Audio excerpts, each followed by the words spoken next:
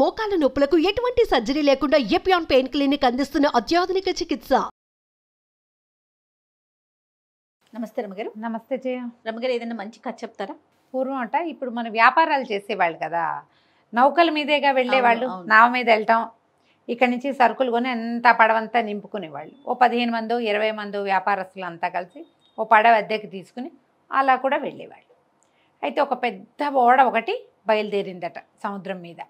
మగధ సామ్రాజ్యం నుంచి బయలుదేరితే వీళ్ళు ప్రతి చోట కొన్ని పెద్ద పెద్ద రేవులు వచ్చినప్పుడు ఆ రేవులో ఆగేవాళ్ళు.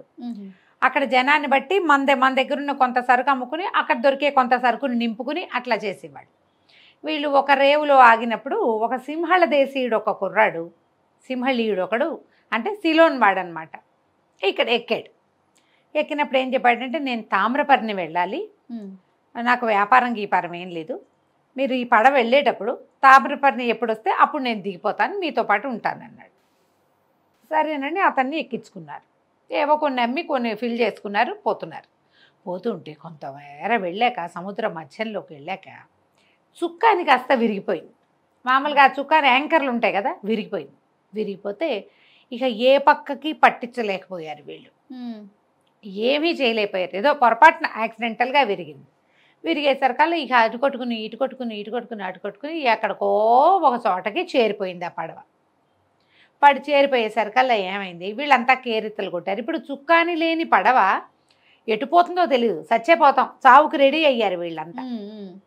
అంతా అయిపోయాం మనం, ఏం లాభం లేదు, వ్యాపారం గంగలో కలిసినట్టే, ఇది రిపేర్ ఎట్ అవుతుంది సముద్ర మధ్యంలో. అవును, సరే అటు కొట్టుకుని ఇది ఓ పక్కకి చేరేసరికల్లా ఈ నావికులంతా చెప్పారు, అయ్య బాబోయ్ ఇది మామూలుది కాదు, ఈ ద్వీపంలో మణులు మాణిక్యాలు దొరుకుతాయి, మణులు అక్కడున్న ప్రతి రాయి మణే అనేసరికి సింహళ దేశుడు అన్నాడు, మనం చచ్చిపోతాం ఎట్టాగు, చచ్చిపోయేటప్పుడు నీకు మణులు దొరికితే ఏమిటి, మాణిక్యాలు దొరికితే ఏమిటి అనేసరికి అట్లా కాదు, ఒకవేళ కావాల్సిన ఏరుకుని తెచ్చుకుందాం, బతికితే బతుకుతాము, బతికితే మణులు ఉంటాయి, లేకపోతే అక్కడ ఉండేవి సముద్రంలో ఉంటాయి, అంతే కదా అనేసరికి ఇతను ఒప్పుకోవాలి. ఆ సింహళీయుడు, నాకు వద్దు, నాకు ఆసక్తి లేదన్నాడు.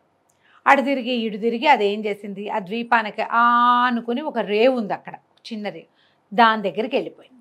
వెళ్ళేసరికి వీళ్ళంతా అనుకున్నారు, దిగిపోదాం, రిపేర్ చేయగలమో లేదో మనకు తెలీదు, కనీసం ఎక్కడికి వెళ్ళినా ఒక వస్తువు గ్రాప్ చేయటం అనేది ఒక అలవాటుగా ఉంది, మణులు ఏరుకుని తెచ్చుకుందాం అనుకున్నారు. సింహళీయుడు, నేను ఏమైనా సరే నో అన్నాడు, నేను తామ్రపర్ణి నగరంలోనే దిగుతా, మీరందరూ ఏరుకు రండి, వెళ్ళగలిగి మా పడవ ముందుకు తీసుకెళ్తే తామ్రపర్ణి వెళ్తాను, రిపేర్ అయితే గనక నాకు మణులక్కర్లా మాణిక్యాలక్కర్లా అంటే జనమంతా దిగేశారు. ఈ దిగేటప్పుడు వాళ్ళ ముందే చెప్పాడు, ఆ ఓడ తాలూకు మెయిన్ సరంగు ఉంటాడు కదా పెద్ద ఆయన ఏం చెప్పాడంటే, ఈ కొండలకి ఆనుకొని ఒక రాజ్యం ఉంది, అది మరుగుజ్జుల రాజ్యం. వాళ్ళు చాలా అనుమానస్తులు, విషపు బాణాలు వేసి కొట్టి చంపేస్తారు వాళ్ళు, వాళ్ళతోటి గొడవ పెట్టుకోకూడదు. మనం ఈ దారి ఇప్పుడు కనపడుతుంటే దీనికి ఒక రాజ్యం దాటి వెళ్ళాలి ఆ మణులు ఏరుకోవటానికి. మనం ఈ కొండేమో ఇట్లా నిటాగ్గా ఉంది, దాని మీదకి ఎక్కలేం, దీని మీద నుంచి అటు అవతల వైపు కొండలకి మెట్లున్నాయి, ఆ మెట్ల దారికి మరుగుజ్జులు కాపలాగా ఉంటారు, అక్కడ నిశ్శబ్దంగా ఉండాలి, ఆజ్ఞలు ఫాలో అవ్వండి, అంతా మరుగుజ్జులే ఇక్కడ ఉన్న వాళ్ళంతా.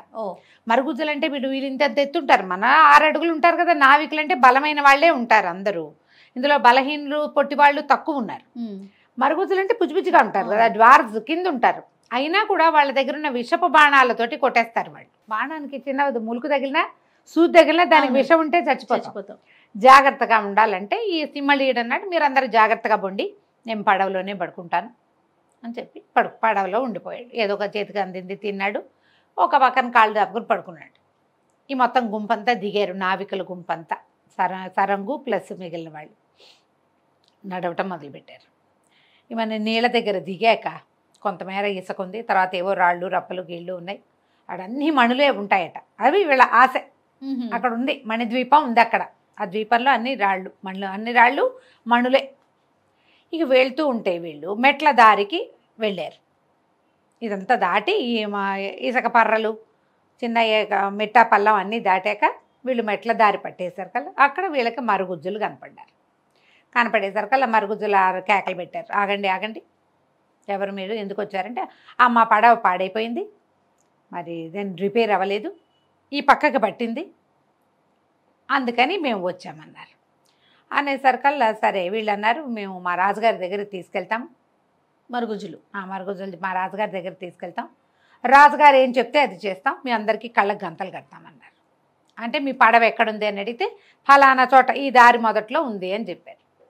వీళ్ళు కళ్ళకు గంతలు కట్టి వీళ్ళని తీసుకెళ్తుండగా మిగిలిన వాళ్ళంతా, ఇప్పుడు వీళ్ళేమో వాళ్ళంతా పొట్టివాళ్ళు కదా, ఈ గట్టంతా ఎక్కి చూస్తే వీళ్ళు పడవ ఎక్కడుందని చెప్పారో అక్కడ పడవ గత్త లేదు.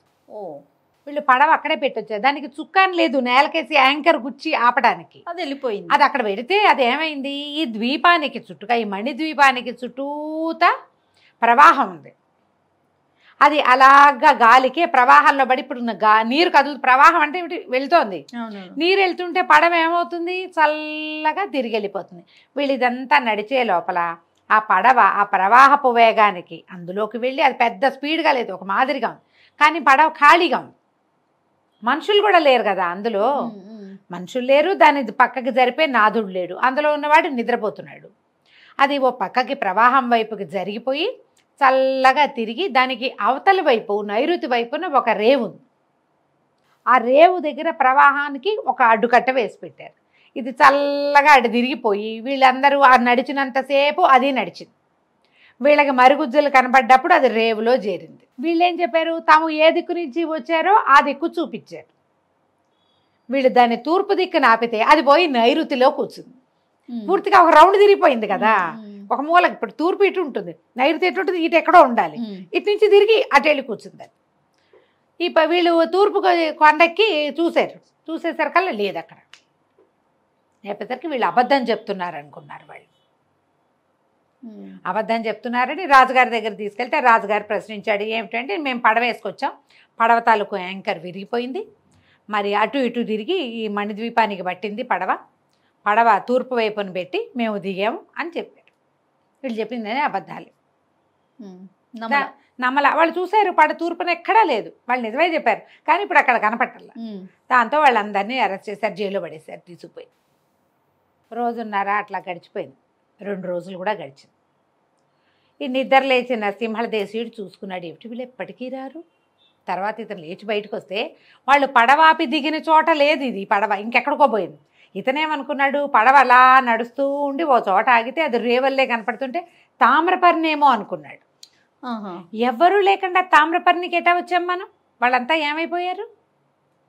పడవ రేవులో ఆగింది, ఇక్కడ ఒక రేవు ఉందని అతనికి తెలియదు. ముందు వీళ్ళు ఆగింది ఒక మేట, చిన్న ఊరికే ఏమంటారు సహజంగా ఏర్పడిన రేవు అది. ఇది ప్లాండ్ రేవుగా కనపడ, వాళ్ళు పెట్టుకుంటారు ఆ మరుగుజ్జులు. అక్కడ దిగి బయటకు వచ్చాడు, తామ్రపర్ణేనేమో అనుకున్నాడు, అందుకే ఇక్కడ ఆగింది. వీళ్ళంతా దిగెళ్ళారా, నేను అంత ఒళ్ళు తెలియలేదా నాకు నిద్రకి, ఏమిటో చూద్దామని దిగితే కొంతమంది పిల్లలు గోలికాయలు ఆడుకుంటున్నారు, మరుగుజ్జు పిల్లలు. ఇక చూసేసరికి రాక్షసుడు రాక్షసుడు అని కేకలు పెట్టారు. ఇతన్ని చూసి ఇతను నేనేం కాదు, నేను రాక్షసుడిని కాదు, నేను మనిషినే అని పిల్లల్ని మెల్లిగా మాలిం చేశాడు. వాళ్ళంతా ఆశ్చర్యపోయారు ఇతను చూసి. ఆ దాహం వేస్తుందని చెప్పాడు, సముద్రం కదా, వాళ్ళు కాసిన ఏవో చిన్న చిన్న చెంబులతోటి నీళ్లు తెచ్చిపెట్టారు. ఓ 25 చెంబులు తెస్తే కానీ వీడి దాహం తీరలా, ఏదో తిండి పట్టుకొచ్చి పెట్టారు. పిల్లలంతా ఆడుకుంటున్నారు, అవి ఇంతంత మెరిసే రాళ్ళు, ఆ గోళీలు ఆడుకునేవి కూడా వజ్రాలతోటి, ఆ వజ్రాలే. సరే ఒక పూటంతా వాళ్ళతో గడిపాడు. రెండో పూటకి అతనికి బాగా ఏమర్థమైంది, ఇది తామ్రపర్ణి పోలేదు, గేమ్రపర్ణి పోలేదు, మనం ఇక్కడే ఉన్నాము. కాకపోతే తొలుత బండి ఎక్కడ ఆగిందో, పడవ ఎక్కడ ఆగిందో అక్కడ లేమంతే. ఈ పిల్లలతోటి స్నేహం చేశాడు బాగా 2 పూటలు. సరే ఈ లోపల ఏమైంది, 2వ రోజు సాయంత్రానికో 3వ రోజు పొద్దుటికో బందీలందరినీ ఉరిదీస్తున్నారని ఎవరో పెద్దవాళ్ళు మాట్లాడుకుంటుంటే పిల్లలు చెప్పారు ఇతనికి. బందీలు అనగానే ఇతనికి డౌట్ వచ్చింది, వీళ్ళకెవరుంటారు బందీలు, చూస్తే ఇంత ఉన్నాయి ఇవి అన్ని బొమ్మలు. అడిగాడు ఎవరు ఏమిటి అని అడిగేసరికల్లా ఎవరో వచ్చారు, బోళ్ళంతమంది, ఇంతంత బలశాలు, నీలాగానే ఎత్తుగా ఉన్నారు, ఇలాంటి బట్టలే కట్టుకున్నారు, వాళ్ళందరినీ బంధించాము, వాళ్ళు అబద్ధాలు చెప్పారు, వాళ్ళు నిజం చెప్పలేదు, వాళ్ళని అరెస్ట్ చేశారు, వాళ్ళని ఉరితీస్తున్నారు. ఇప్పుడు ఏం చేశాడు, సరే ఇప్పుడు రాజును చూస్తానని అడిగాడు. అతనికి అర్థమైంది, తనని తీసుకొచ్చిన వాళ్ళే బందీలుగా ఉన్నారు. సరే రాజుగారి దగ్గరికి ఈ పిల్లల తాలూకు నాన్నలు తాతలు వాళ్ళు వీళ్ళు ఇతన్ని తీసుకుపోయేసరికి ఇతను కనపడంగానే ఆ రాజుగారు కూడా అరిచి కేకలు పెట్టాడు. వీడు కూడా వాళ్ళలాంటి వాడేంటి, ఇతను ఏం చేశాడు, ఒక్క అడుగు వాళ్ళందరి దగ్గర ఇట్లా బరిసెలు బల్లెలు ఉన్నాయి కానీ అన్నీ ఇంతంత బొమ్మలేగా. తను 2 అడుగులు స్పీడ్గా వేసి చటుక్కన రాజుగారిని పట్టేసుకుని నువ్వు ఏ బందీలనైతే నువ్వు బంధించావో వాళ్ళని వదిలిపెడితేనే నిన్ను వదులుతా, లేకపోతే నిన్ను వదిలిపెట్టిన మెడ విరిచేస్తాను అనేసరికి కేకలు పెట్టాడు. అందరి దగ్గర విషబాణాలే ఉన్నాయి. విషబాణం వేస్తారు, సరే ముందు రాజుగారు అయిపోతాడు అదే కదా. అందరూ అరిచర్చి కేకలు పెట్టేసరికల్లా సరే ఇతను అన్నాడు, మేమేం చేయటానికి రాలేదు, వాళ్ళు అబద్ధం కూడా చెప్పలేదు, తూర్పున ఆపి వచ్చాం, ఒక చుక్కాని విరిగిపోయింది, కావాలంటే మా పడవ నీకు చూపిస్తాను రా అని చెప్పి ఆ రాజును మోసుకుంటూ తీసుకుపోయాడు పడవ దగ్గరికి. పడవల సామాన్లు ఉన్నాయి, దానికి చుక్కాని లేదు. సరే రాజు అన్నాడు, నీకేం కావాలి అన్నాడు. ముందు ఇది రిపేర్ చేయొచ్చు మాకు అనగానే 100-200 మంది వెళ్ళి 4-5 కర్రలు తీసుకొచ్చి దానికి కావాల్సినట్టుగా ఏదో ఏర్పరిచారు. మా వాళ్ళందరినీ వదిలిపెట్టేసి మీ దగ్గర నుంచి మేమేం తీసుకెళ్ళాం, మాకేం అక్కర్లా, మమ్మల్ని వదిలేస్తే చాలు అనగానే సరే రాజుగారు ఇది కూడా బాగానే ఉందిగా, వాళ్ళందరినీ వదిలించాక జనాలు చెప్పారు వాళ్ళు ఇతనితోటి, వాళ్ళందరూ వీళ్ళు గట్టిగా మాట్లాడుకుంటారు మనలాగా హై రైజ్ వాయిస్లతోటి. ఆ మరుగుజులది కిచకిచ భాష, చిన్న మనలాగానే మాట్లాడినా చిన్న భాష. ఏమైనా మీరు సంపాదించారంటే ఏం సంపాదిస్తాం, మెట్ల దారి పట్టంగానే వీళ్ళు పట్టుకున్నారు, ఇక్కడ లభించింది ఏమీ లేదు అనగానే సరే ఏమన్నాడు, ఏం పర్వాలా, మీరు సంపాదించినంతా మీకే నేను చెప్తానని చెప్పి మమ్మల్ని వదిలిపెట్టేసి మేము వెళ్ళిపోతాం అన్నాడు. సముద్ర తీరంలోకి తీసుకుపోయి వదిలిపెట్టారు. ఆ సముద్ర తీరంలో మొదట ఇతనితో ఫ్రెండ్షిప్ చేశారు, బోళ్ళంతమంది పిల్లలతో ఆడాడు కదా, వాళ్ళకి చెప్పాడు మేము కూడా గోళీకాయలు ఆడుకుంటాం, మీరు గోళీలు ఆడతారు కదా అవి మాకు కాసిన రాళ్ళు తెచ్చిపెట్టండి, ఇవి ఎక్కడివి ఏమిటంటే ఈ ద్వీపం నిండా అవే ఉంటాయి గుండ్రటి రాళ్ళు, కాస్త పెద్దవి తిండి, వాటిని మేము గోళీలుగా చేసుకుంటాం అనేసరికి ఆ పిల్లలంతా ఒక గుంపుగా 100 మంది పిల్లలు పోయి తలా ఎన్ని రాళ్ళు పట్టుకొచ్చి ఇచ్చారు. ఎన్ని రాళ్ళు మణులు, మరి అందుకోసమే కదా దిగారు ఇక్కడ. అతను ఏం చేశాడంటే ఈ సరంగులందరికీ వాటిని పంచిపెట్టాడు, పంచుకోండి నాకేం అక్కర్లేదు, నన్ను తామ్రపర్ణిలో దింపితే చాలు అనగానే వాళ్ళు అన్నారు, సింహళీయుడికి జై, వీడు ఒకడు ఉండటం వల్ల వాడు బండిలో ఉండిపోవటం వల్ల ఈ పడవలో వీళ్ళు బతికారు. ఆ మరుగుజులందరికీ టాటా బై బై చెప్పి ఇంకెప్పుడు ఇక్కడికి రాకూడదు అనుకుంటూ మళ్ళీ పడవకి చుక్కాన్ని చేయించి పెట్టారుగా, దాన్ని సరిగ్గా చేసుకుని మళ్ళా లంగరెత్తుకుని బయలుదేరి ఆ తెరచాప అవన్నీ సరి చేసుకుని మెల్లిగా బయలుదేరి వెళ్ళిపోయారు. ఇలా ఎక్కడైనా అన్నోన్ ప్లేసెస్కి వెళ్ళినప్పుడు కేర్ఫుల్గా ఉండాలి. పిల్లలకి అట్లాంటివి చెప్తాం కదా, కొత్త చోట్లకి వెళ్ళినప్పుడు అందరూ వదిలిపెట్టి వెళ్ళిపోకూడదు, గుంపుగా ఒకే చోట ఉండాలి, ఇలాంటివి చెప్తాం కదా. అవి చెప్పేటప్పుడు ఇలాంటి సరదా సముద్రపు కథలు చెప్పచ్చు కథ కంచికి మనం ఇంటికి. బాగుందండి. నమస్తే రమ్మగారు. నమస్తే చెయ్యి.